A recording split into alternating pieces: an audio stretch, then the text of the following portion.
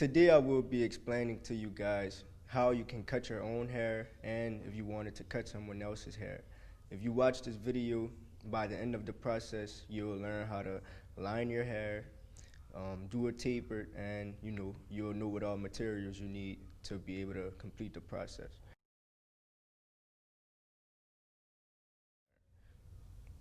Let's get into it.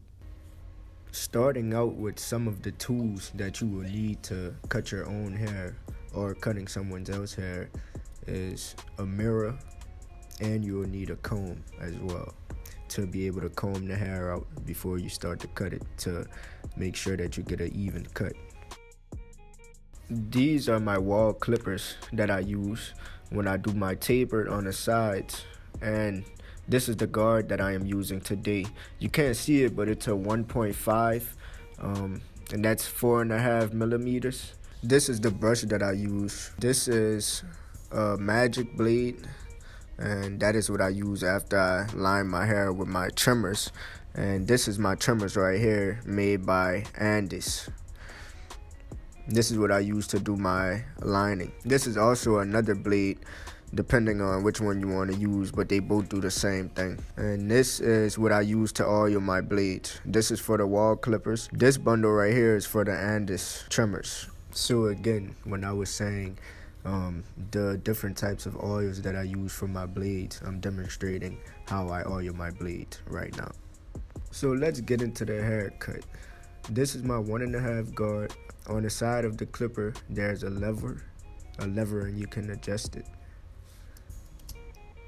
So as you can see, when I'm cutting at the front of my head, you can see how I'm looking forward into the mirror, and then when when I need to see in the back or actually see from the crown, I'll pick the mirror up to use it.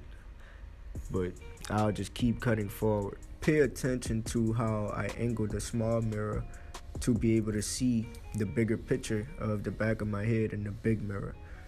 I'm doing this right now so I can get a good angle and be able to see more details while I cut the back of my head.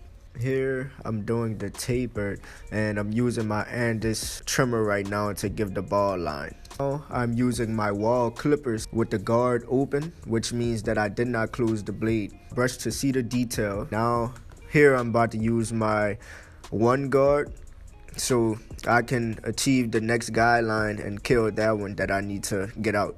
It's all about blending when you're doing this process.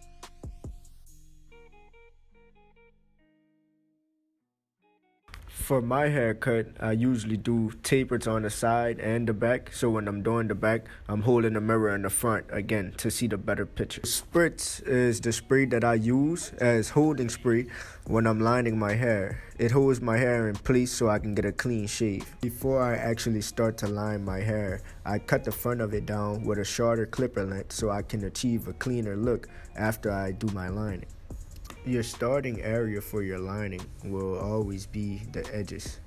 It helps you create the line in the middle of your head as well. At this point, I am taking it one step at a time on the front of my lining as I walk all the way down until I make it to the edge. When I make it to the edge, that is when I know I have completed the task.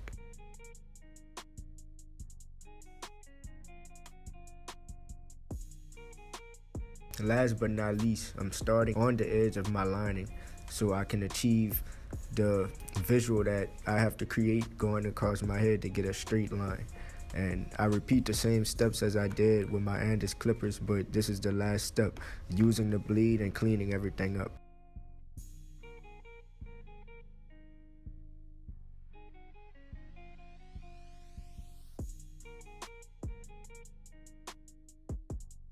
Following all of the required steps to complete the haircut will be beneficial to you at some point whenever you need to get a haircut at the last minute.